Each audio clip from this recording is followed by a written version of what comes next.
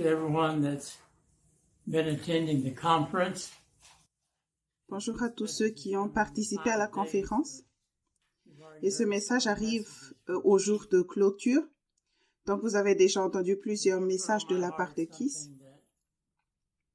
Mais le Seigneur a mis sur mon cœur quelque chose que je pense qu'il est important de regarder un peu où nous en sommes, ce que nous avons essayé, ce que nous avons fait et les progrès que nous avons réalisés.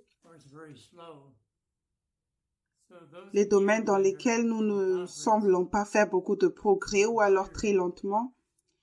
Ainsi, ceux d'entre vous qui participent à la conférence et ceux qui sont ici, il est important que nous commencions à regarder d'un peu plus près et que nous comprenions peut-être tous ou certains des points principaux que nous examinons. Peut-être une vision plus large et regarder les petites choses. Et ce ne sont pas vraiment les petites choses parce qu'elles sont cruciales, mais c'est le genre de choses que nous avons tendance à ignorer parce qu'elles sont cruciales.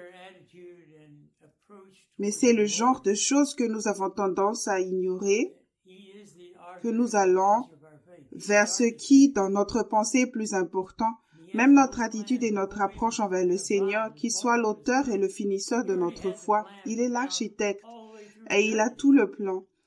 Avant même que nous arrivions, que nous naissons sur cette terre, il avait déjà le plan à partir de maintenant jusqu'à l'éternité et nous ne pouvons même pas imaginer cela.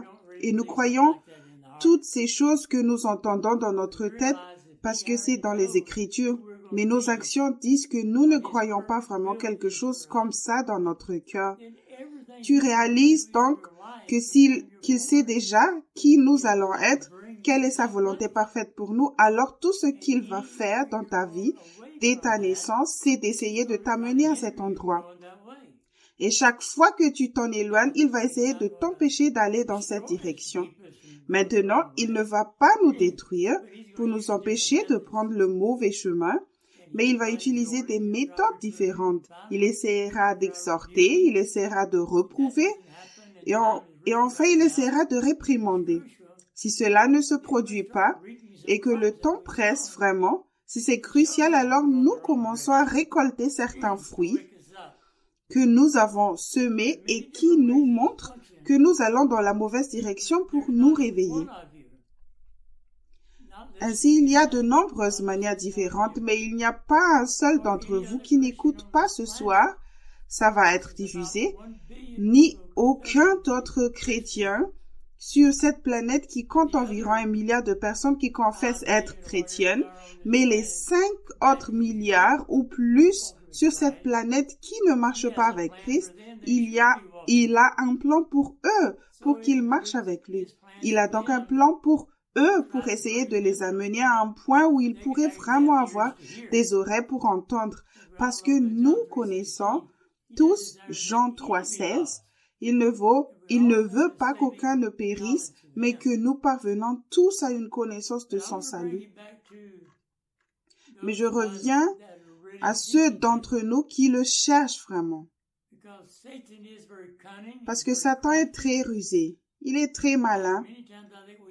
Et bien souvent, je pense que nous trébuchons à ce point parce que nous ne regardons même pas. Il y a des méthodes qu'il utilise et nous ne remarquons même pas qu'il s'agit en fait de méthodes très efficaces contre nous pour nous empêcher d'être ce que Dieu veut que nous soyons. Et nous ne reconnaissons même pas sa méthode parce que nous ne voyons même pas que quelque chose va mal dans notre pensée. Mais ça va mal. Nous sous-estimons l'ennemi. Nous le sous-estimons même si Jésus a dit qu'il est plus trompeur que toutes les créatures et que si possible, même les élus seraient trompés. Bien sûr, Satan arrive ensuite et dit à tout le monde, vous êtes les grands élus, donc vous ne pouvez pas être trompés. Et il croit ce mensonge. Et donc, ils croient, ils libèrent leur foi qu'ils ne peuvent pas être trompés. Dès qu'ils font cela, Ils sont déjà trompés.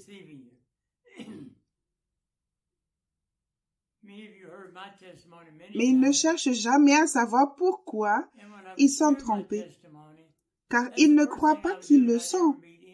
C'est juste cette chose qui continue à te voler et c'est lui qui te trompe. Beaucoup d'entre vous ont entendu mon témoignage plusieurs fois et quand je partageais mon témoignage, c'est la première chose que je faisais quand je rencontrais des chrétiens qui avaient un cœur selon Dieu ou qui n'avaient même pas un cœur selon Dieu. Je partageais mon prisme au commencement et mon témoignage avec le Seigneur. Ceux d'entre vous qui ont suivi le ministère et qui sont revenus pour en entendre plus, vous avez entendu une partie ou la totalité de mon témoignage après le prisme. Et le fait que je suis tombé amoureux du Seigneur, que j'ai cherché à le connaître, et certaines choses que j'ai traversées et les endroits où Dieu m'a mis pour m'amener au point où je suis arrivé plus tard dans mon ministère. Et parfois, si vous ne faites pas attention, vous entendez ça et vous dites, « Wow, il a traversé une période difficile. » Vous entendez mon témoignage, sur la vitesse à laquelle j'ai grandi et vous pensez, j'aime cette partie, mais je n'aime pas la partie sur la façon dont il est arrivé là, ce qu'il a traversé pour y arriver. Je sais que Keith partage avec vous. Il partage parfois son témoignage de sa formation sous mon autorité et il se peut qu'il a partagé avec vous les pressions qui ont été exercées sur lui de ma part, le Seigneur à travers moi donc, pour faire un certain travail en lui. Et cela pourrait même vous effrayer et vous n'êtes pas sûr d'être prêt à le faire. Nous partageons notre témoignage, pas le tien, pas ton témoignage. La différence, c'est que je suis apôtre. Qui c'est un apôtre? Donc, la profondeur des fondations, de l'humilité, de la foi et de tout le reste allait devoir être beaucoup plus profond en nous à cause de la qualité de pression qui serait sur nous pour faire notre travail. C'est donc exactement comme dans l'armée. Vous avez plusieurs différents types de soldats et ils sont tous indispensables, mais il y a une grande différence entre un soldat ordinaire et dans notre pays, les forces spéciales ou un Navy SEAL ou quelque chose comme ça, parce que 90% de tous les soldats ne seraient même pas qualifiés pour essayer d'atteindre le niveau supérieur. Et ce qu'ils leur font subir, les autres ne pourraient pas le supporter. Ils ne pourraient pas supporter ce qu'on leur a fait subir et on ne leur demande pas parce qu'ils n'en ont pas la capacité. La grâce de Dieu est suffisante. S'il t'a appelé à être ce que je suis appelé à être, alors il y a la grâce pour que tu puisses endurer ce que j'ai dû endurer ou ce que tu dois endurer. Ce que qui a dû endurer est différent de ce que j'ai enduré. Même si nous avons la même fonction, car j'ai été le pionnier de tout ce qui a été fait, de ce que j'enseigne, c'était donc une catégorie différente, Tout ce que j'avais venu directement du Saint-Esprit, ce n'est pas venu par l'intermédiaire de quelqu'un d'autre qui l'avait expérimenté, l'avait peaufiné et en avait donné les grandes lignes. Tiens, lis ce livre et fais ce qu'il dit. Je ne connaissais personne qui avait de la connaissance à propos de cela. C'est ainsi que ma foi dans le Seigneur seul qui a dû être développée très rapidement.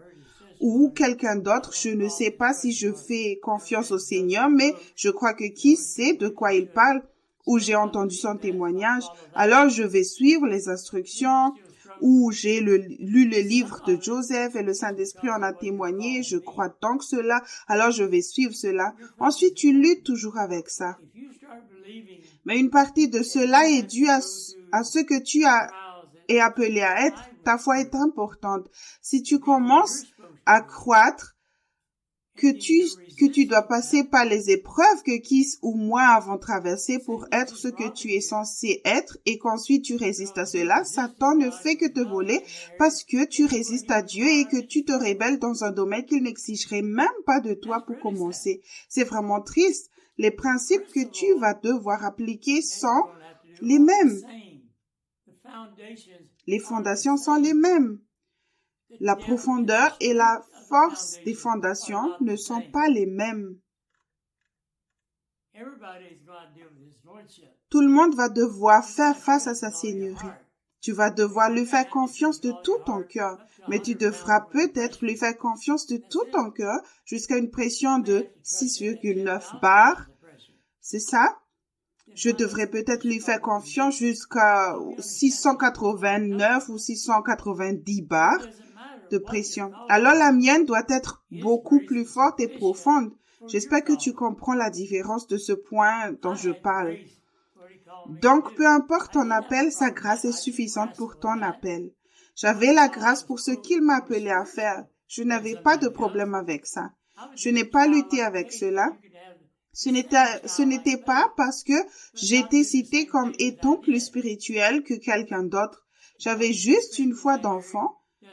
Et tu peux avoir la même foi d'enfant, mais ne pas faire les mêmes choses que moi. Parce que ta foi dans ce domaine n'a pas besoin d'être aussi profonde. Elle doit seulement être aussi profonde que ce qu'il exige de toi. Tu dois donc comprendre que Satan nous pousse à nous comparer aux autres ou à quelque chose qu'ils ont vécu. C'est donc une chose que tu dois examiner.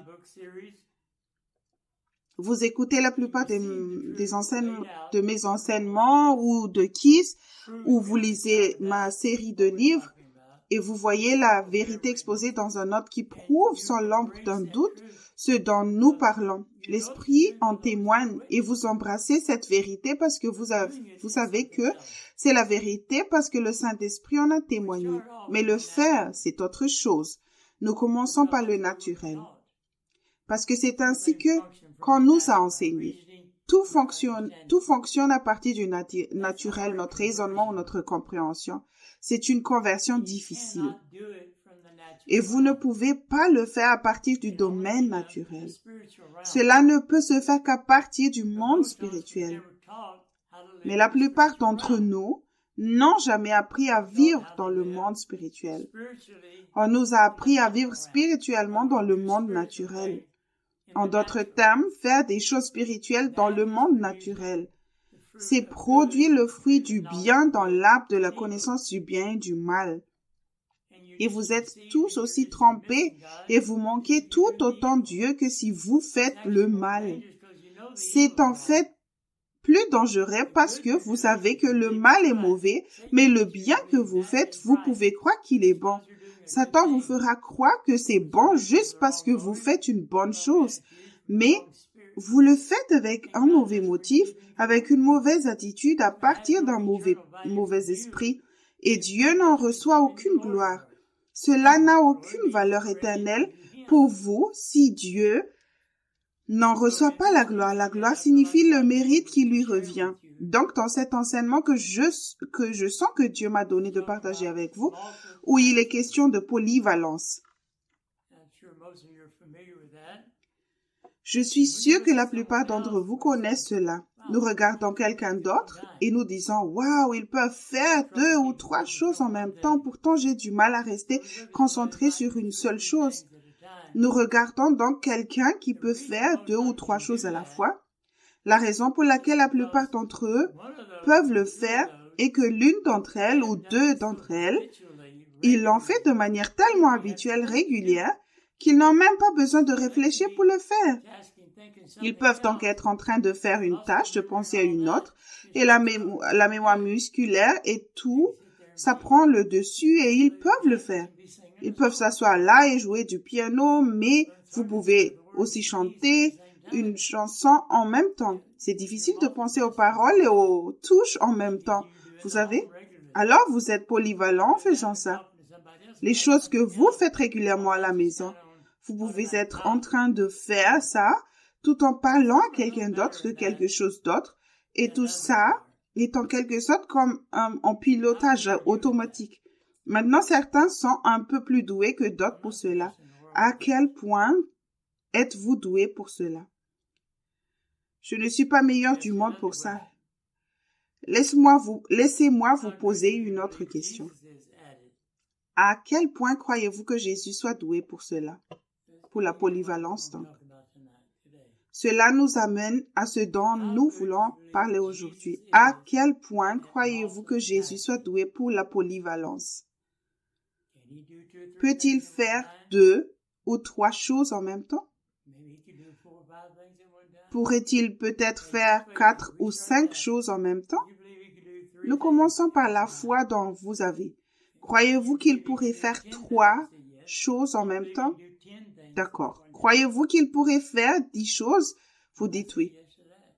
Vous pouvez croire qu'il peut faire 10 choses en même temps. Vous pourrez dire oui à cela. Maintenant, je ne parle pas de ce qui se passe dans votre tête. Je parle de ce que vous croyez vraiment dans votre cœur. Croyez-vous qu'il puisse faire 100 choses en même temps? Une centaine de choses différentes. Eh bien, scripturairement, oui. Mais le croyez-vous vraiment dans votre cœur? Et s'il passait à 1000, ou 10 000, ou 1 million, ou 1 milliard, ou encore plus haut à partir de là, croyez-vous vraiment cela dans votre cœur?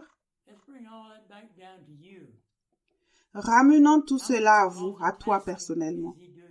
Combien de polyvalence fait-il avec toi? Parce que lorsqu'il te parle, que se passe-t-il dans son esprit? Quelles sont ses pensées derrière ce qu'il vient de dire?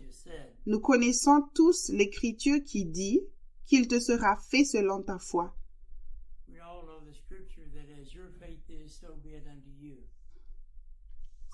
Donc, dans ce domaine particulier, il est important de savoir à quel point tu y crois. À quel moment passes-tu de la foi à l'incrédulité? À quel moment passes-tu du stade où tu y crois dans ton cœur, mais où tu connais les Écritures?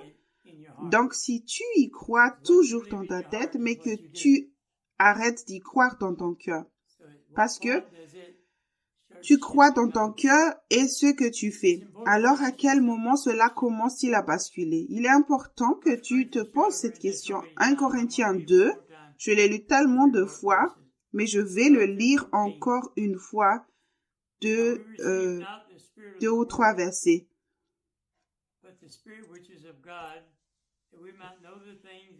Or, nous n'avons pas reçu l'esprit du monde, mais l'esprit qui vient de Dieu, afin que nous connaissions les choses que Dieu nous a données par sa grâce. Verset 13.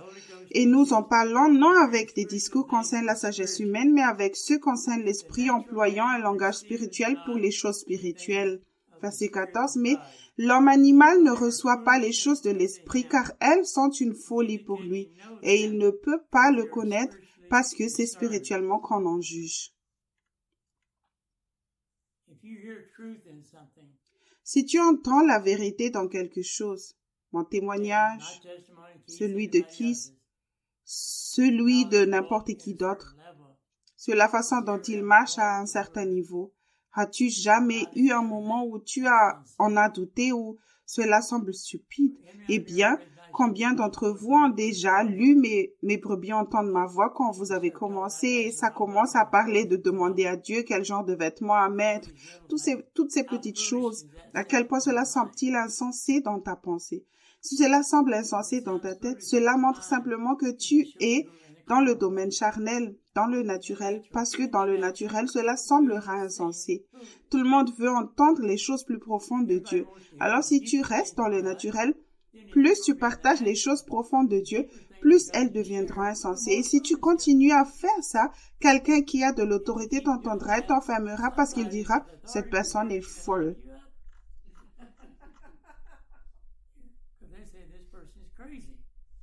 Le plus grand inclut le plus petit.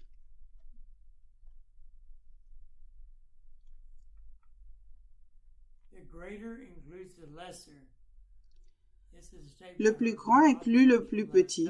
C'est une déclaration que j'ai entendue dans le livret d'Arthur Burt, Fable to Slay Goliath, page 60, il y a 45 ans ou plus. Et quand j'ai entendu cela, je savais que le Saint-Esprit m'en témoignait. Je savais que c'était la vérité. Mais je ne la comprenais pas. Vous voyez, vous n'avez pas besoin de comprendre pour croire quelque chose. Le fait, quand il l'a partagé et que le Saint-Esprit m'a rendu témoignage, je l'ai accepté comme un fait. Cela n'avait aucun sens pour mon système naturel. Je m'en moque. Maintenant, je n'ai été qu'à mes débuts. J'étais en formation avec le Seigneur à cette époque, alors j'ai décidé, alors je vais inclure le plus grand. Et il a partagé un peu là-dessus. Parce que c'est évidemment dans tout, et c'est une vraie clé pour comprendre. Cela semble un peu en contradiction avec le fait que nous vous enseignons quand le péché se manifeste sous forme de fruits et que vous devez aller jusqu'à la racine d'où il vient. Mais cette déclaration est comme si elle allait dans l'autre sens. Le plus grand inclut le plus petit. Comme si vous faisiez le plus petit et que vous alliez vers le plus grand. Mais en réalité, vous allez du plus petit vers le plus grand. Donc, ne laissez pas la confusion s'installer dans votre pensée. Car quel que soit le niveau auquel vous vous trouvez, il y a quelque chose en dessous. À moins que ce ne soit le fond absolu. Il y a quelque chose de moins que ça. Et il y a généralement quelque chose au-dessus, jusqu'à un certain point.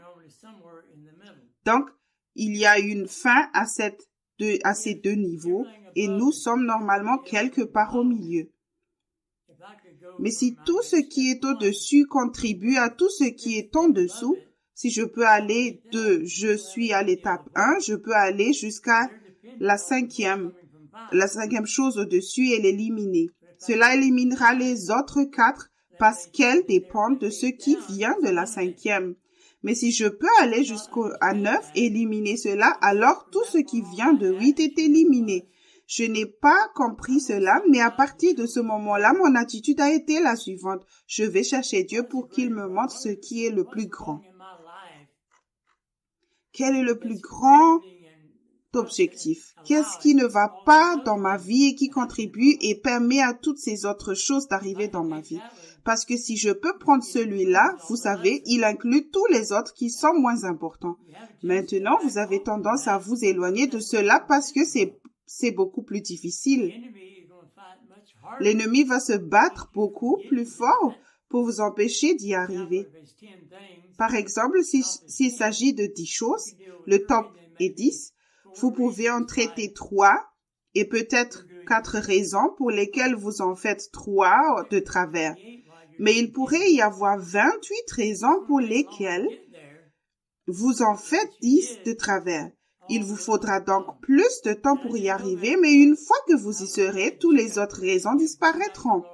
Et je ne le savais pas jusqu'à ce que j'aille de l'avant, que je m'y tienne et que je demande au Seigneur, OK, donne-moi une autre raison pour laquelle ça arrive, pour que je puisse me repentir et lâcher prise. Et quand j'ai finalement atteint le dernier, tous les 9 autres que j'avais pensé à l'époque, eh bien, je vais les travailler aussi.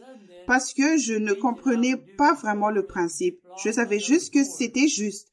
Mais tout d'un coup, les choses que je faisais auparavant et qui étaient bloquées par le numéro 4 ou le numéro 5 ne l'étaient plus. C'est parti. Les choses que j'avais faites avec le avant et que le numéro 2 aurait bloqué. Maintenant, j'ai essayé de le faire et rien ne l'a bloqué. C'est comme si l'effet domino avait commencé à les supprimer. Ensuite, tout ce que je sentais ouvert de travers a été bloqué. Juste en prenant un peu plus de temps, en allant d'abord vers le plus grand, ou comme on dit dans l'arbre, en allant à la racine.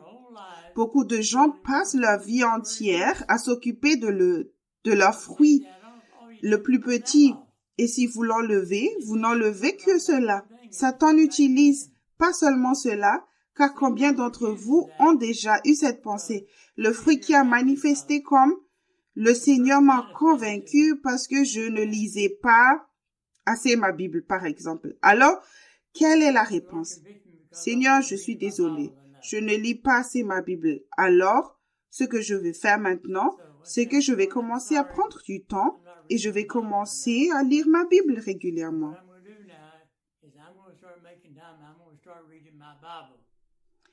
Eh bien, vous avez pris cette décision à partir du naturel. Et maintenant, vous faites une bonne chose que vous auriez dû faire mais vous le faites à partir de la mauvaise motivation et du mauvais esprit, et donc vous êtes toujours dans le même arbre. Vous avez simplement changé de branche. Vous êtes passé du mal au bien et vous êtes toujours dans l'arbre entier qui est vivant. Pour vous débarrasser de cela, vous devez aller à la racine de l'arbre. Mais la plupart des gens ne veulent pas le faire parce que ça semble si inconfortable. Et nous parlons de l'importance de connaître les étapes intermédiaires pour que lorsqu'elles se présentent, vous puissiez gérer quelque part entre 10 et vous savez, la plus grande raison jusqu'à la seule qui est le fruit. Mais nous prenons juste ça et nous jouons avec. Mais Dieu dit que vous devez l'examiner. Si vous ne pouvez pas aller jusqu'au numéro 10, essayez au moins 5 ou 6. Ne continuez pas à jouer avec la chose qui s'est manifestée, c'est-à-dire le péché. En fonction de votre foi, essayez d'aller aussi loin que votre foi vous le permet. Mais quand vous commencez à avoir l'effet domino, vous êtes allé à 4 ou au lieu d'un et vous avez vu 3 d'entre eux partir. Alors vous restez un peu plus courageux pour sauter à 7 ou en voir d'autres partir. Puis après avoir fait cela plusieurs fois, vous commencez à aller vers le plus haut. À chaque fois, vous y allez et choup, vous enlevez tout. Cela accélère vraiment les choses. Le plus grand inclut le plus petit. J'ai cherché le plus grand. Donc, dans tout ce processus, le moyen du naturel. Lesquels cherchez-vous? C'est ce que vous devez faire. Vous posez la question. À quel point tes connaissances sont-elles en avant sur ta sagesse? C'est un problème courant.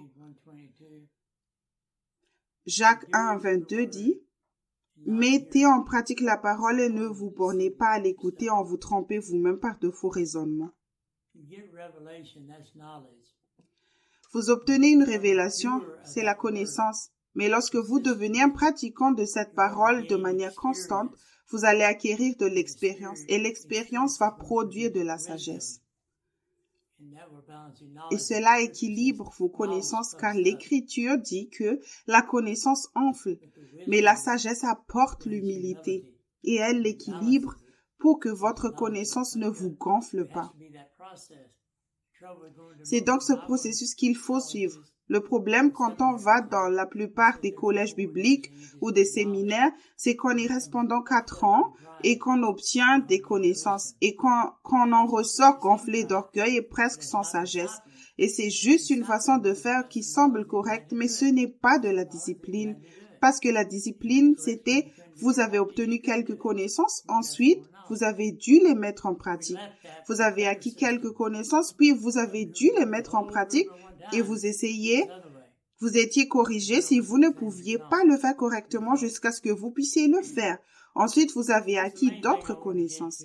Nous avons laissé cela pour un meilleur système de bien, nous pouvons faire tout un groupe en une fois.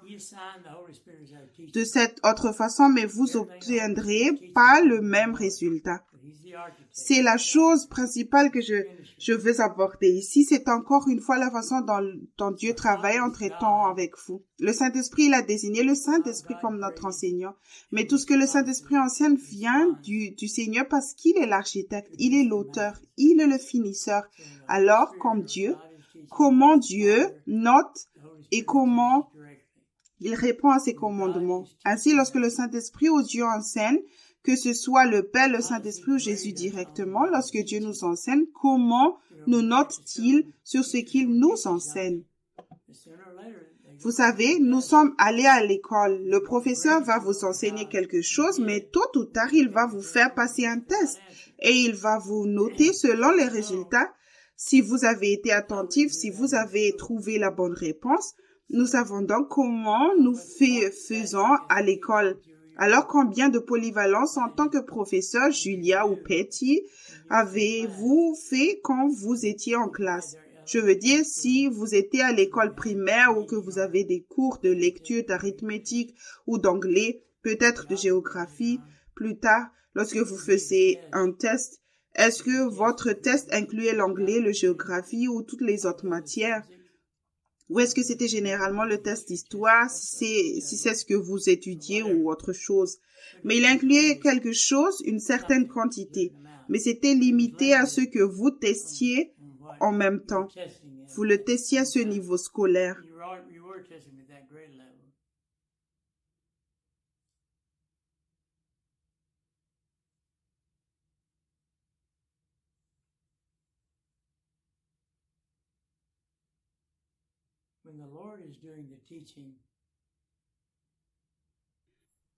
Quand c'est le Seigneur qui enseigne, la question est de savoir si vous étiez dans l'esprit ou dans la chair quand vous l'avez reçu. Parce que chacun d'entre vous a eu le Saint-Esprit qui nous a parlé quand nous étions dans la chair et qui nous a parlé quand nous étions dans l'esprit. Vous commettez un péché, le Saint-Esprit vous convainc et vous donne des instructions sur ce que vous êtes censé faire. Vous vous en repentez. Étiez-vous donc dans la chair ou dans l'esprit lorsque vous l'avez reçu? Si vous étiez dans la chair, la première étape est d'entrer dans l'esprit, toujours, dans toutes les conditions. Il n'y a pas de seconde étape. Si vous ne faites pas la première, c'est fini. Vous restez là jusqu'à ce que vous fassiez le premier pas. Il n'y aura pas de changement et de correction du problème et de passage à la chose suivante si vous n'avez pas fait cette première chose d'abord. Vous pouvez passer 5 ans dans la chair à faire toutes les choses merveilleuses auxquelles vous pensez et vous aurez toujours le problème. Donc, pour commencer, vous devez être dans le royaume de Dieu, ce qui vous place dans sa classe de façon constante dans l'esprit. Si ce n'est pas le cas, tout ce que vous faites d'autre est un échec total, que ce soit bon ou mauvais. Pouvez-vous vraiment croire cela? Parce que c'est la vérité. Si vous n'êtes pas d'accord dans l'esprit et que vous essayez de vous repentir, de ne pas être dans l'esprit, peu importe ce que vous faites, peu importe que vous continuez à faire la mauvaise chose ou, comme je l'ai dit, que vous changiez ce que vous avez découvert comme étant mauvais et que vous commencez à faire ce que vous avez découvert comme devant être fait, alors vous faites la bonne chose, vous échouez toujours. Si vous êtes d'abord entré dans l'esprit, si vous avez essayé d'obéir, Jésus vous évalue dans plusieurs domaines.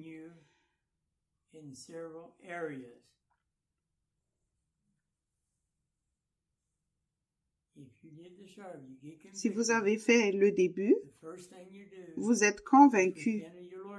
La première chose que vous faites est de vous repentir de votre seigneurie, d'entrer dans l'esprit.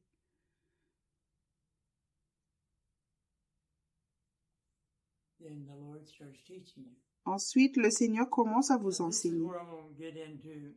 C'est ici que je veux aborder la question de polyvalence du point de vue de Jésus. Car je pense qu'il est important, car nous ne nous en rendons pas compte que nous avons tendance à ramener l'enseignement du Saint-Esprit ou l'enseignement du Seigneur à un enseignement humain avec les limites d'un enseignant humain. Ainsi, nous pensons au processus parce que généralement, ce qui se passe, c'est que vous êtes convaincu d'une chose singulière dont il vous convainc et il vous donne un commandement. Vous vous en repentez et il vous donne les instructions sur ce que vous devez faire à ce moment-là. Donc, nous pensons en termes, il me note maintenant sur la façon dont j'ai fait la seule chose qu'il m'a dit de faire parce que c'est ce que nous ferions dans le naturel. Ce n'est pas la façon dont le Saint-Esprit enseigne. Ce n'est pas la façon dont le Seigneur enseigne. Si vous êtes entré et que vous avez essayé d'obéir,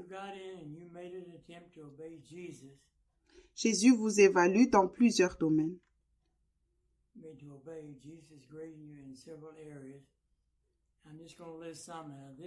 Je vais en énumérer quelques-uns. Maintenant, ce n'est pas dans un ordre particulier et ce n'est certainement pas exhaustif.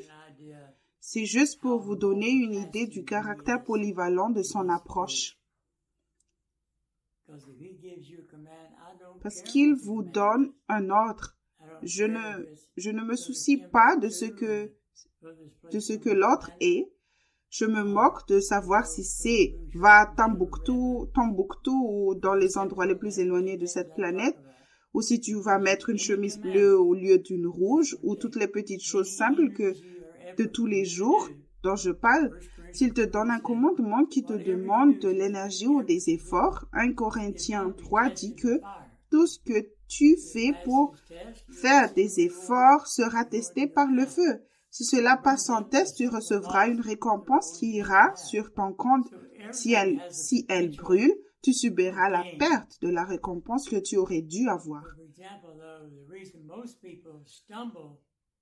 Ainsi, tout a un potentiel de gain, mais par exemple, la raison pour laquelle la plupart des gens trébuchent sur ces petites choses est que, dans leur pensée, ce n'est pas important. Parce qu'ils voient qu'ils me jugent en se demandant si j'avais la bonne chemise ou pas. Ils diraient, quelle différence cela fait-il de savoir quelle chemise je porte? Qu'est-ce que ça a à voir avec quoi que ce soit? Parce que, selon ta perspective, tu penses qu'il te note juste sur le fait que tu portes la bonne chemise ou pas, uniquement. C'est son but unique. Et c'est ce que la plupart des gens pensent en ces termes. Donc, je vais juste énumérer quelques autres choses. Peu importe si c'est une petite ou une grande chose qu'il vous a commandé de faire, cela va inclure ces autres domaines dans lesquels il va vous noter sur ce même commandement qui est inclus dans ce commandement sur lequel il vous note réellement. Numéro 1. Lui fais-tu confiance de tout ton cœur? Quoi que vous fassiez, quoi que vous ayez fait, l'avez-vous fait juste parce que c'était facile? Ou est-ce que vous lui faisiez vraiment confiance de tout votre cœur? Vous comprenez? Il vous évalue là-dessus. Numéro 2. Vous savez que cela vient de Proverbes 3, versets 5 et 6 également. Ne pas s'appuyer sur sa propre compréhension. Ainsi, lorsqu'il vous a donné ce commandement, il vous évalue, vous êtes-vous à s'appuyer sur votre compréhension? Ou est-ce que vous ne vous êtes pas appuyé sur votre propre compréhension et avez simplement compris ce qu'il a dit? C'est là-dessus qu'il va vous noter. Parce que toutes ces choses, gardez à l'esprit que vous êtes en première année.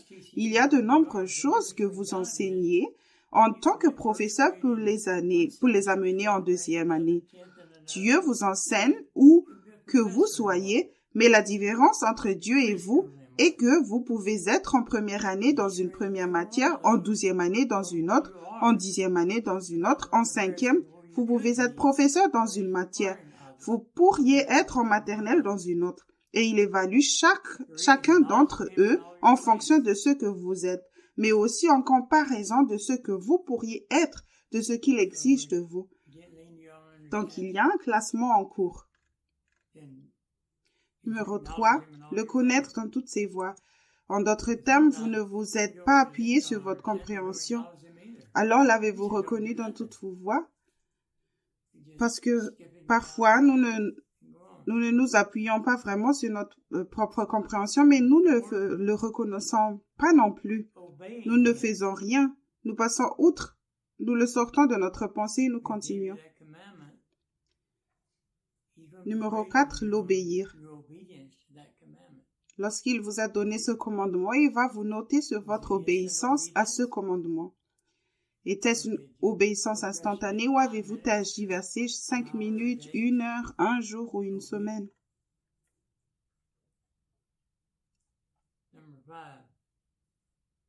Numéro 5. Il va vous noter sur votre motivation. Si c'est parce que vous l'aimez ou non. Vous comprenez? Ce sont pour tout ce qu'il vous commande. Les choses les plus simples que vous pouvez imaginer. Et vous ne voyez que la chose la plus simple pas ces autres choses fondamentales cruciales, mais il vous évalue sur ce point.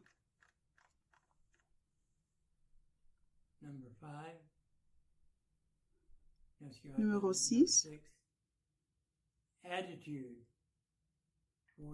Attitude envers lui et sa parole. Attitude envers lui et sa parole.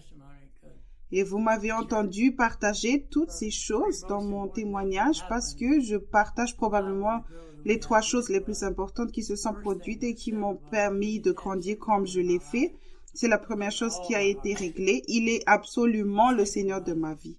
Je lui ai donné tout mon cœur. Et la deuxième était, ma motivation était de l'aimer. C'est ce que je voulais. Je ne savais pas comment le faire, mais c'est ce que je voulais faire. Lui montrer mon amour en retour. Et la troisième était mon attitude envers lui et envers sa parole.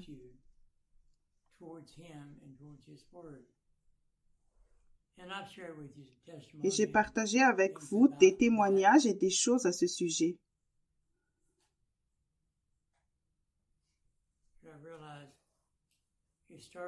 Mais j'ai réalisé que cela commence par ma foi en lui.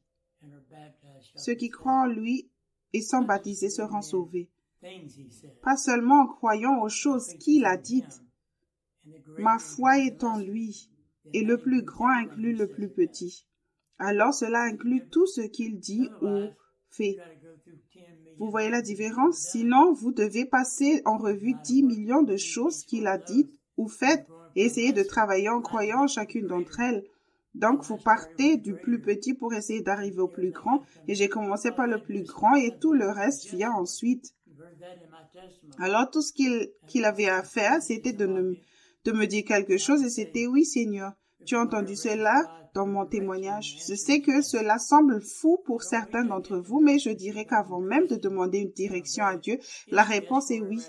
Et je n'attends pas de recevoir la direction pour savoir si je vais lui faire confiance et lui obéir. C'est oui avant même que je lui pose la question. Et je ne suis pas nerveux de la poser et je n'ai pas d'opinion à ce sujet. Je vais faire tout ce qu'il me dit. Cela ne veut pas dire que j'en suis capable à ce moment-là, mais je vais le faire parce que ce qu'il m'a dit de le faire, c'est l'onction. Alors, cela signifie qu'il va me fournir tout ce dont j'ai besoin pour le faire. L'Esprit du Seigneur sera sur moi pour me permettre de le faire. J'ai cru. J'y ai cru. Je n'ai eu aucun problème avec ça. Alors, peu importe si cela semble impossible, ce n'est pas un problème, c'est le sien. C'est lui qui a donné la direction. C'est lui qui a donné l'autorisation. Il est donc responsable de fournir ce qu'il faut pour faire ce qu'il a dit. Il connaît mes limites mieux que je ne les connais.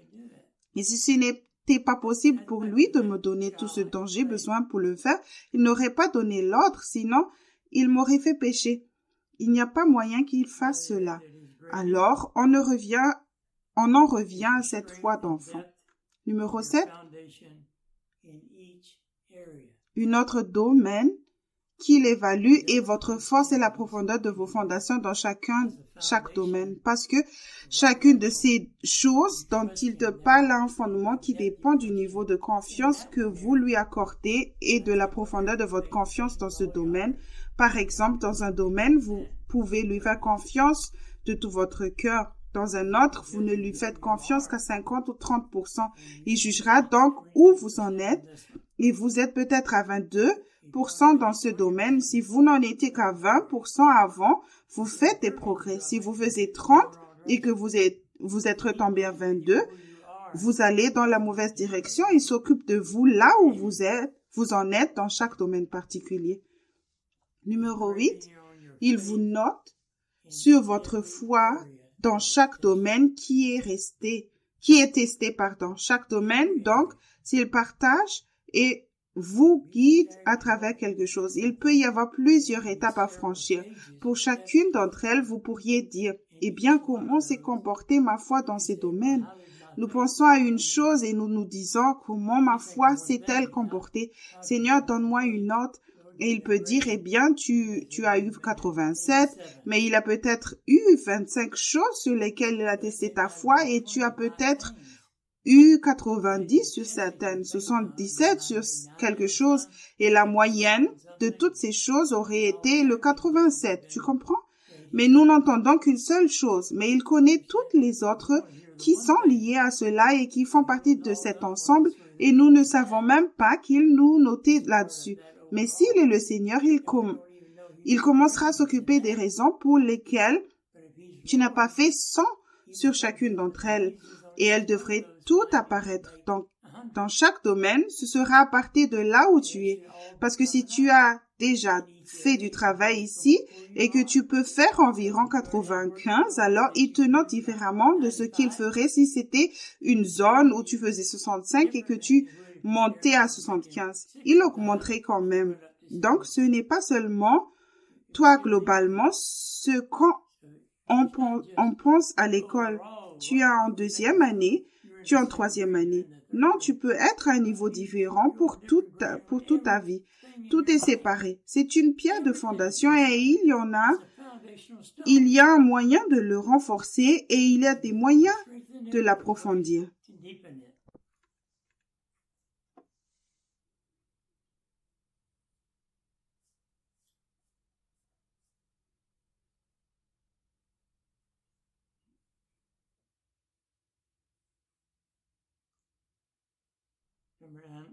Numéro 9. Qui est votre niveau de faim et de soif? C'est important car le Seigneur a dit que ceux qui ont faim et soif de la justice seront rassasiés. Donc il va tester cela parce que c'est une condition préalable pour être rassasié. Il n'ignore donc pas cela. Donc, dans tous les domaines, il veut que vous ayez la plénitude. Dans chaque domaine, il va tester le niveau de faim et de soif que vous avez dans ce domaine. Parce que dans certains domaines, vous vous dites, « Waouh, je veux vraiment faire ça. » Alors, vous avez vraiment faim et soif et dans un autre domaine, eh bien, je ne sais pas. Alors, vous ne l'avez pas vraiment. Donc, dans ce domaine, vous obtenez la révélation. Dans l'autre domaine, vous n'obtenez pas la révélation. Il va donc travailler sur celui-ci, sur les raisons pour lesquelles vous n'avez pas faim et soif de celui-ci autant que de celui-là. Il ne s'agit pas d'une moyenne générale de la faim et de la soif comme nous le ferions dans notre système de notation. Nous prendrions la moyenne de l'ensemble. Maintenant, c'est polyvalent.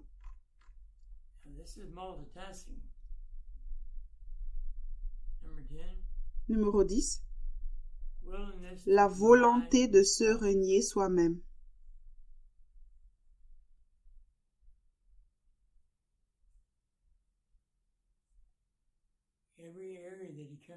Chaque fois qu'il vient à travers quelque chose qu'il a dit ou n'importe quelle partie de cette zone que vous essayez de quitter, si cela va à l'encontre de ce que vous voulez vraiment, êtes-vous prêt à faire, êtes-vous prêt à changer ce que vous vouliez à ce moment-là et à embrasser le sien? Ou dans ce domaine, non, je ne suis pas disposé, mais je suis ici, je vais faire ceci, je vais faire cela. Alors nous choisissons quelque chose que nous sommes disposés à faire, nous le faisons et nous pensons, j'ai bien fait. Mais il testait chaque domaine. Et celui-là que nous sommes en fait prêts à faire, nous n'avons pas obtenu une note très élevée parce que c'était une note vraiment basse ici. Et cela contribuait à la moyenne générale de celui-ci. Numéro 11, la volonté d'abandonner votre volonté pour la sienne. C'est une question difficile. La volonté d'abandonner votre volonté pour la sienne. Rappelez-vous dans Jean 5, verset 30,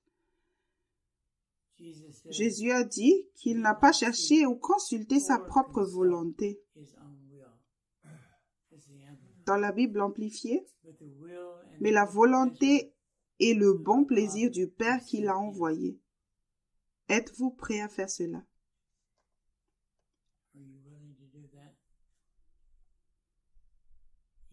Même Jésus, dans le jardin de Gethsémani, il avait une volonté. S'il est possible que cela passe loin de moi, toutefois, non pas comme moi je veux, mais comme toi tu veux, Père. Il n'a pas dit que c'était mal d'être quelque chose que vous choisiriez. C'est juste que si c'est un choix entre cela et la volonté de Dieu, il n'y a pas de choix à faire. Donc si je sais quelle est la volonté de Dieu, je ne vais pas chercher ma volonté dans ma propre opinion.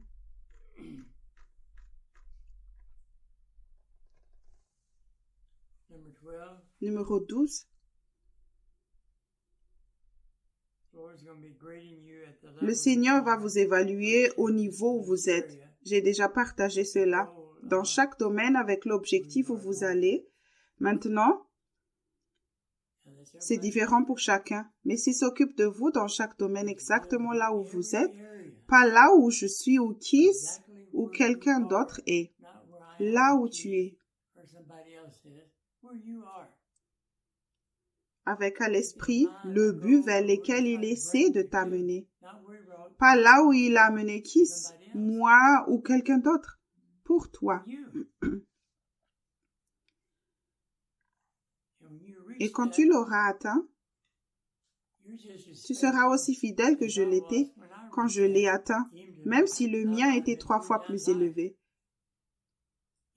Si c'était le cas, il m'a donné la grâce de faire 3 fois plus. S'il m'a donné la même grâce que toi pour faire la tienne, alors c'est tout ce que je pouvais faire. Donc tu es tout aussi fidèle que moi dans ce domaine. Cela n'a rien à voir avec le résultat final. Cela a à voir avec l'endroit où il a choisi de t'amener à la fin, où tu atteindras la cible. C'est ta cible, pas la mienne. Tu n'as pas besoin d'avoir ma cible, ni celle de Keith, ni celle de qui que ce soit d'autre. Tu dois atteindre ta cible. Et Satan vous fera croire que vous devez atteindre la cible de quelqu'un d'autre. C'est parfois là que le témoignage peut être utile, car nous essayons de le décomposer pour en voir la simplicité et notre caractère humain. Ainsi, vous ne pensez pas à quelque chose de super spirituel, mais parallèlement, il se trouve que vous vous élevez à un niveau que vous n'êtes pas appelé à atteindre. Et Satan peut facilement se faire passer par cet ange de lumière et vous faire croire « Je dois être capable de faire tout ce qu'il a fait pour atteindre le niveau auquel je suis censé être. » Non. Si vous êtes appelé à être un bâtiment à 2 étages, alors vous n'avez besoin que de la force et de la profondeur de fondation d'un bâtiment à 2 étages. Si vous êtes censé être à 50 étages, c'est une autre paire de manches. Il y aura beaucoup plus de pression sur vous pour approfondir et renforcer cette fondation, mais vous aurez la grâce de l'endurer.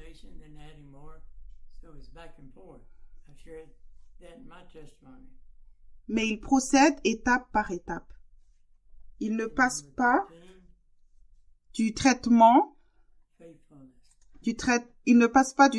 de 2 étages à celui de 50 étages. Il alterne entre la construction d'un étage et le même à temps partiel, en travaillant sur les fondations, puis en ajoutant plus. Donc, c'est un va-et-vient. J'ai partagé cela dans mon témoignage. Numéro 13. La fidélité. La fidélité. Nous savons que l'Écriture dit, « Ne savez-vous pas que l'épreuve de votre foi est bien plus précieuse que l'or périssable? Dans chaque petite chose, Dieu teste votre fidélité. » Vous dites, « Je n'ai pas la foi que quelqu'un d'autre a dans ce domaine ou je ne peux pas faire cela. Je n'ai pas assez de foi pour le faire. » Alors, que pouvez-vous faire avec assez de foi?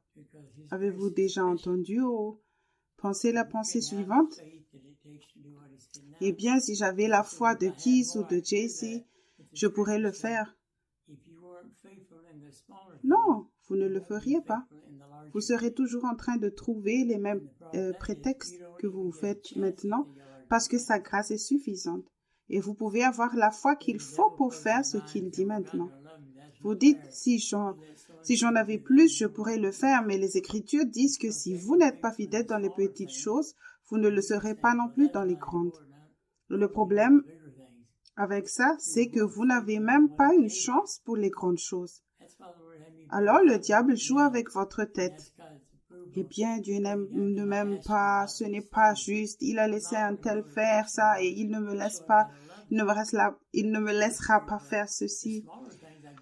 C'est parce qu'ils ont été fidèles dans les petites choses alors que vous disiez, ce n'est pas important, je veux passer aux choses plus importantes.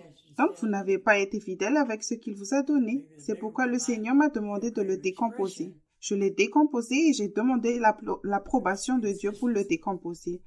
Puis-je demander ces choses alors que ma seule motivation était de lui de montrer que je l'aimais. Et je me suis dit qu'avec les petites choses, j'avais plus d'occasion dans la journée de dire « je t'aime » que si j'attendais les grandes choses. Je n'aurais pas autant d'occasion de dire « je t'aime ». Oui, peut-être que le plus grand pourrait être une plus grande expression, mais c'est la consistance. Au fur et à mesure que je faisais cela, que ma foi s'approfondissait et se renforçait, alors la dureté des commandements est apparue et il fallait y mettre plus de confiance et d'amour pour y parvenir. Et il a répondu en conséquence. Mais je ne suis jamais arrivé là où, en commençant par là, j'ai dû commencer par ce qu'il m'a donné, travailler ce que vous avez.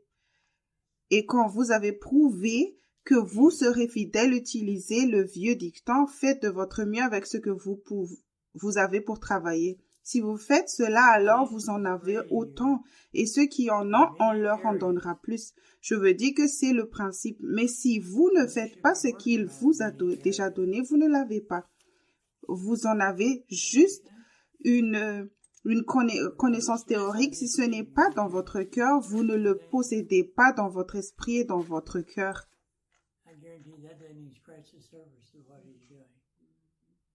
Si Jésus vous évalue sur de nombreux points, alors vous devez travailler sur de nombreux points. Est-ce que cela a un sens? Parce que la liste que je viens de vous donner, je vous ai donné 13 points. Je vous garantis que ça ne couvre même pas la surface de ce qu'il fait. Je voulais juste vous donner assez pour que vous sortiez du domaine du naturel et de ce que nous pourrions faire.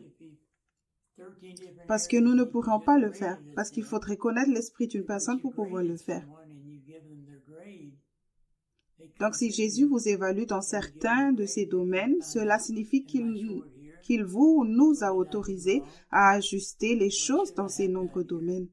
En d'autres termes, s'il y a 13 domaines différents dans lesquels il nous a notés, alors une fois que vous avez noté quelqu'un et que vous lui avez donné sa note, qu'il vient vous voir et que vous lui avez donné sa note, vous pouvez découvrir, est-ce que j'ai des lacunes ici, qu'est-ce que j'ai fait de mal, qu'est-ce que j'aurais dû faire ici, et recevoir des instructions sur la façon de corriger ce que vous avez fait dans ces 13 domaines dont vous ne saviez rien parce que vous pensez que ce n'était qu'une seule chose. Mais vous n'avez jamais rien appris de tout cela parce que vous ne lui avez jamais demandé. On entre dans l'esprit, puis on va vers lui et on lui demande la seule chose pour laquelle on a été convaincu. Et si on obtient une réponse, on essaie de le faire. Mais il ne nous est jamais venu à l'esprit de demander, y a-t-il autre chose? Combien de fois en Europe, ici, m'avez-vous entendu dire qu'une des dernières choses que je demande au Seigneur est, Seigneur, y a-t-il autre chose que je devrais te demander? Quand je suis dans cette situation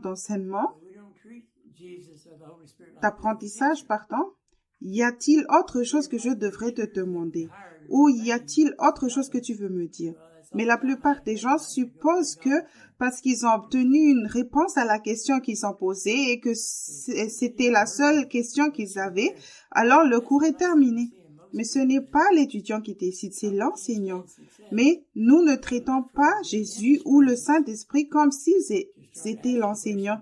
Nous les traitons comme des tuteurs que nous avons engagés, que nous payons pour nous aider. Bon, c'est tout le temps que j'ai aujourd'hui, alors je vais aller jouer au golf ou faire autre chose. Donc, ne vous pressez pas une fois que vous y êtes. C'est ce que je constate chez la plupart des gens. C'est comme si nous ne pouvions pas supporter le succès, vous avez assez de mal à vous mettre dans sa présence pour commencer à poser des questions, pour régler quelque chose, et dès que vous obtenez une réponse, vous vous en éloignez. Ou vous partez à la suite de cela au lieu d'avoir l'attitude suivante. Si je peux penser à quelque chose et faire quelque chose qui me permette de rester ici un peu plus longtemps, je lui demanderai la permission. Alors, qu'est-ce que Dieu a vu dans mon cœur? Il a faim et soif et il va être rempli. Donc, ça veut dire des choses que tu dois comprendre. C'est comme un minimum qui est requis. Mais comme dans mon cas, si c'est un minimum pour rester en classe, une note de passage, je dirais, Dieu, mais qu'en est-il de toutes les choses que j'ai déjà manquées et avec lesquelles je suis en décalage? Au lieu d'aller jouer au golf le samedi, est-ce que je peux passer 10-12 heures avec toi à apprendre certaines des choses que j'ai manquées auparavant? Et il a répondu, oui, tant que tu as une bonne note sur les autres. Donc, je n'ai pas eu de jour de repos. J'ai pensé comme un travail quand je faisais 40 heures. OK? Au lieu d'avoir le reste du temps libre, j'ai mis 16 heures de plus, rachetant le temps de ce que j'aurais dû perdre. Ainsi, en l'espace de 3 ou 4 ans, j'ai rattrapé toutes les années que j'aurais dû apprendre. Donc, je n'étais jamais pressée à partir. Je n'étais pas bon, il est temps d'aller manger maintenant, ou j'ai besoin de manger, d'aller faire ceci. Je suis restée là jusqu'à ce que le Saint-Esprit me dise, c'est tout pour aujourd'hui, va faire autre chose. Je ne cherchais pas à avoir une faim. Vous comprenez ce que je veux dire? Je serais restée là s'il faisait jour, et rien ne m'a traversé la tête pour faire autre chose que de rester là.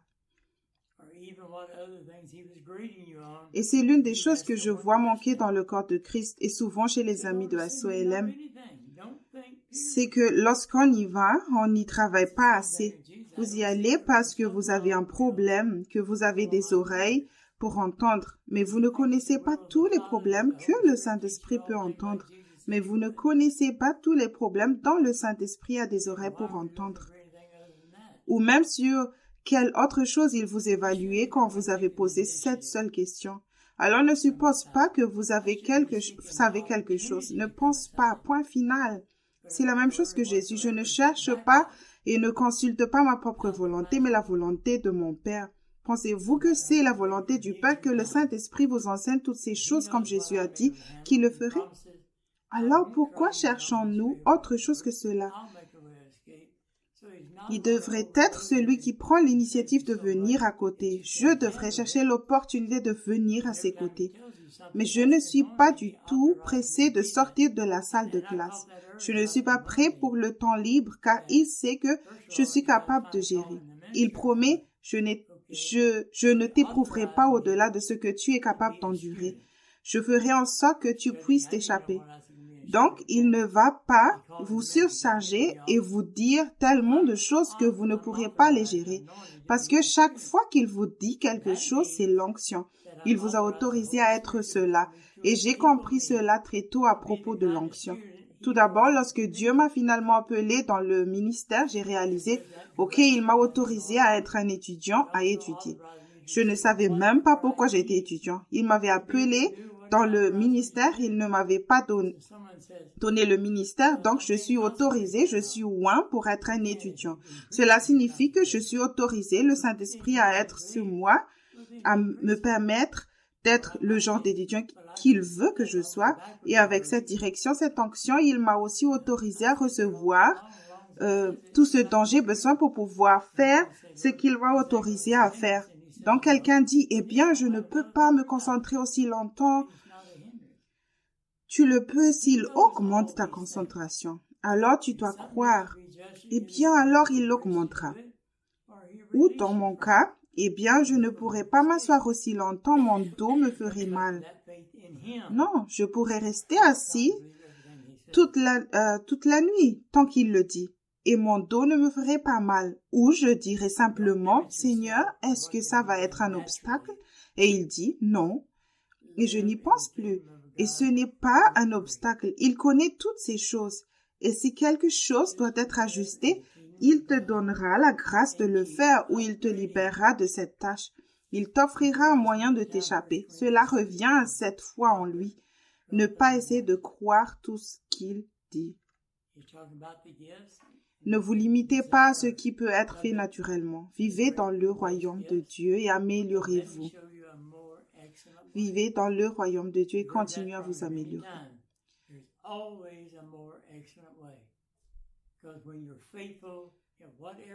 Vous avez entendu cela de nombreuses fois. 1 Corinthiens chapitre 12 verset 31. Il parle des dons et il dit « Désirez ou convoitez les meilleurs dons. Mais laissez-moi vous montrer une voie plus excellente. » Vous l'avez entendu de ma bouche de nombreuses fois. Il y a toujours un moyen plus excellent parce que lorsque vous êtes fidèle, quel que soit le niveau où vous êtes, il y a une amélioration qui arrive. Il y a toujours un autre niveau. On n'atteint jamais un niveau en Dieu et c'est tout. Je l'ai dit à Aaron, je l'ai dit à Kis lorsqu'ils ont été formés. La première chose que vous devez comprendre est que le Seigneur n'a pas de diplômé. Vous commencez en tant qu'étudiant à plein temps. C'est ça la discipline. Étudiant à plein temps avec quelqu'un qui le fait déjà. Voyage avec moi. Aaron qui sont voyagés avec moi. Ils m'ont vu faire ce que je prêchais. Ils pouvaient poser des questions sur ce qu'ils voyaient comme lors des réunions. Je les ai autorisés à faire certaines choses dont ils n'étaient pas capables auparavant. Je les ai notés sur ce point. J'ai fait des corrections jusqu'à ce qu'ils puissent le faire. Ensuite, ils étaient autorisés à faire autre chose.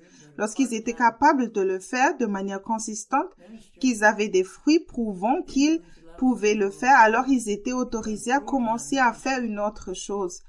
Ainsi, ils commençaient en tant qu'étudiants à plein temps, puis devenaient des étudiants à plein temps, mais des ministres à temps partiel. Puis ils ont atteint un niveau où ils ont été ordonnés pour devenir des ministres à plein temps, mais aussi des étudiants à temps partiel. Ainsi, vous n'atteindrez jamais un point où vous êtes diplômé et vous n'êtes plus qu'un enseignant et non plus un étudiant. Il y a toujours un autre niveau. La première ordination n'est pas le niveau d'entrée et peu importe si vous accédez au plus grand appel qui soit, vous n'êtes toujours pas diplômé parce que même au sein de cet appel, il y a aussi une plus grande profondeur de fondation. L'humilité et la force peuvent s'ajouter à ce que vous pouvez faire dans cet appel. En d'autres termes, Kis, Aaron et moi sommes des apôtres. Et nous sommes autorisés à faire différentes choses et l'un peut être autorisé à faire 100 choses et l'autre peut être autorisé à en faire 150 ou autre. Vous comprenez? Mais c'est toujours la même fonction. Il n'y a pas d'office supérieur à atteindre. Il s'agit juste de savoir à quel niveau vous êtes autorisé à ce moment-là. Et si vous n'êtes pas là où vous devriez être, c'est parce que vous n'êtes pas un étudiant à temps partiel, là où vous devriez être. Parce que nous pensons dans le naturel que nous voulons juste être diplômés, obtenir notre diplôme et passer à autre chose. Ça ne marche pas comme ça, pas dans le royaume de Dieu.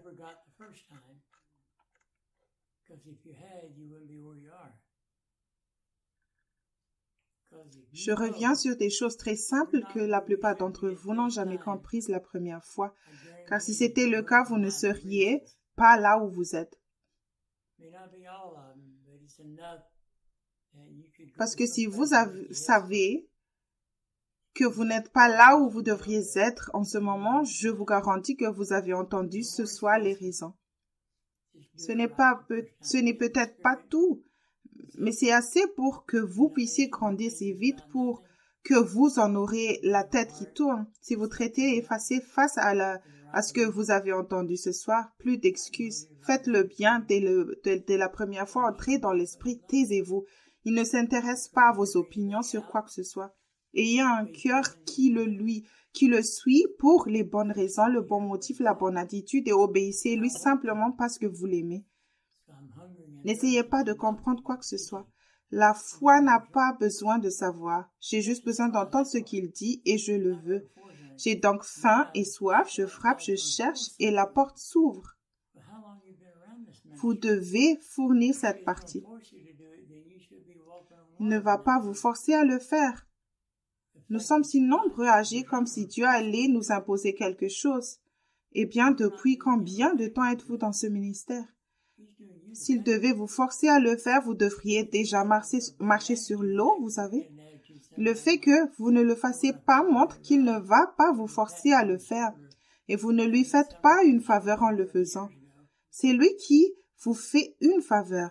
Et donc, nous allons avoir besoin d'une attitude un peu meilleure que cela parce que nous avons parfois une attitude du genre « Eh bien, quand je le fais, enfin bien, je veux qu'il me tape sur l'épaule parce que j'ai fait quelque chose de bien et j'aurais dû faire il y a 30 ans. » Non, il est content que vous l'ayez fait, mais maintenant passez à autre chose. Ne passez pas 3 mois à faire la fête à propos de cette seule chose que vous avez faite.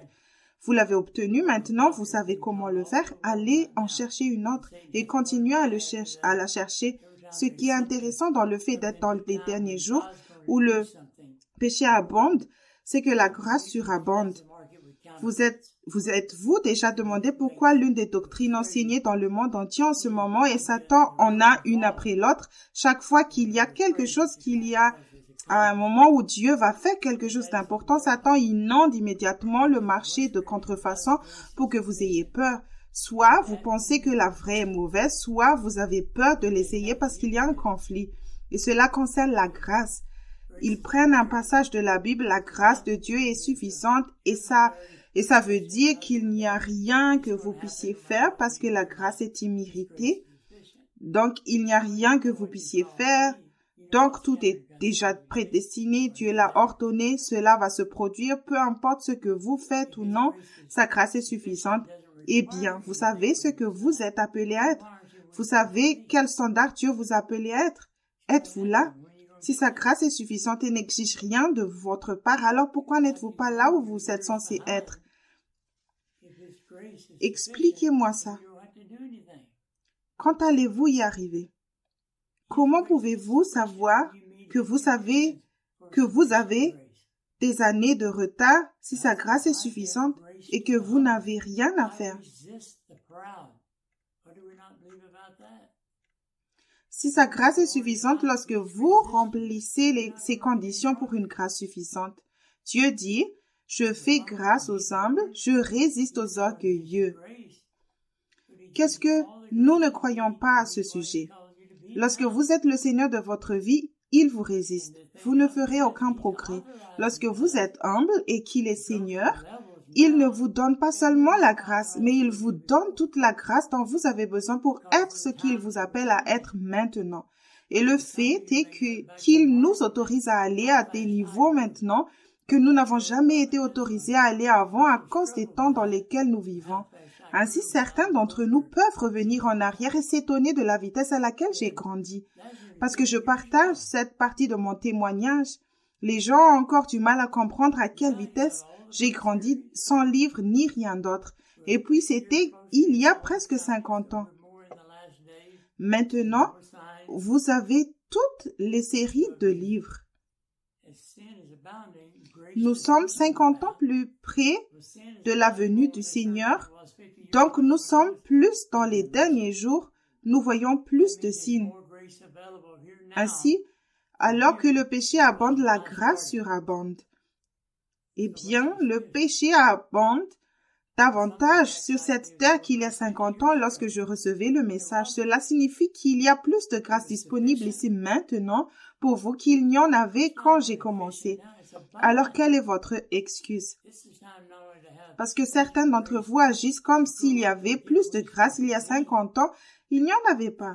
C'était suffisant. Mais elle n'est pas seulement suffisante maintenant, elle est abondante.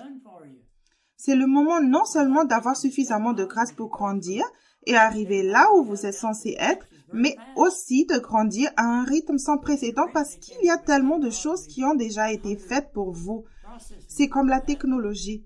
Passer d'une technologie que nous avons maintenant à une autre est très rapide.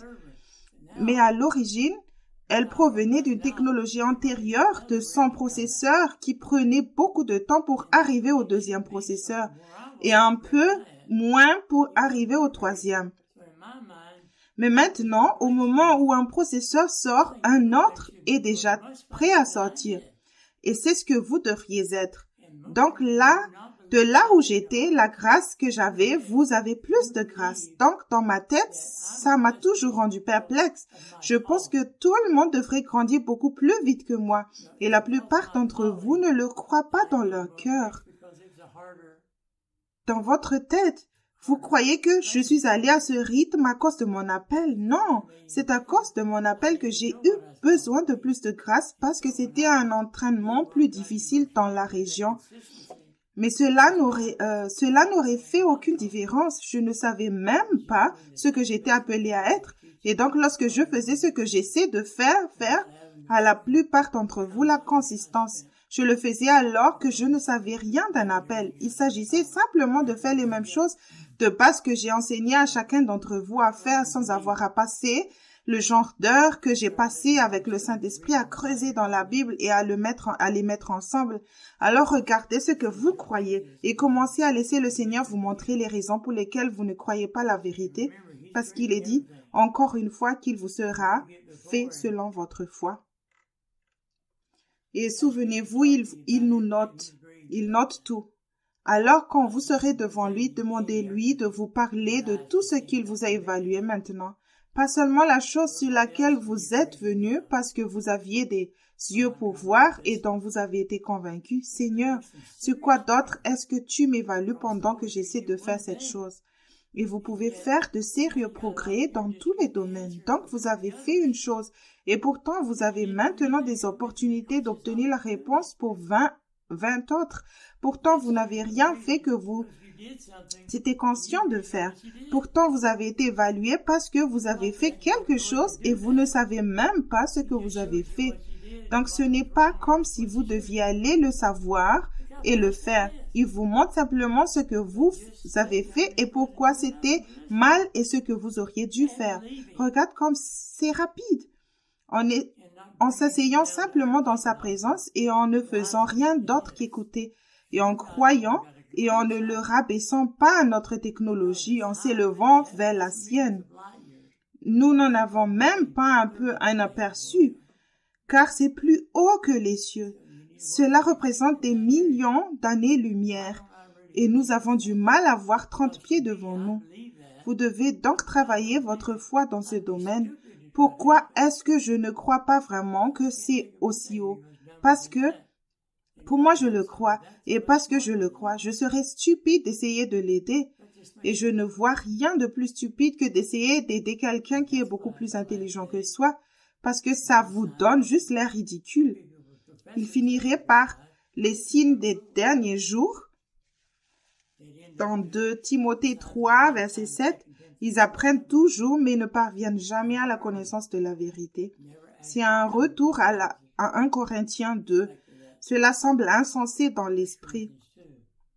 Ils ne pensent pas le comprendre parce que c'est spirituel. Vous savez tout cela, mais vous devez revenir en arrière et faire les bases.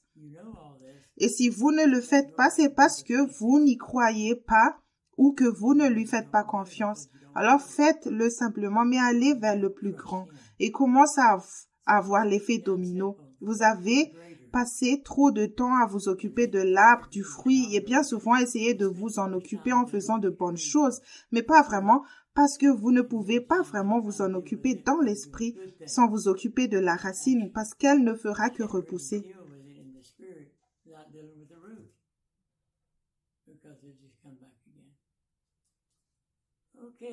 Ok, j'espère que vous avez été bénis par la conférence.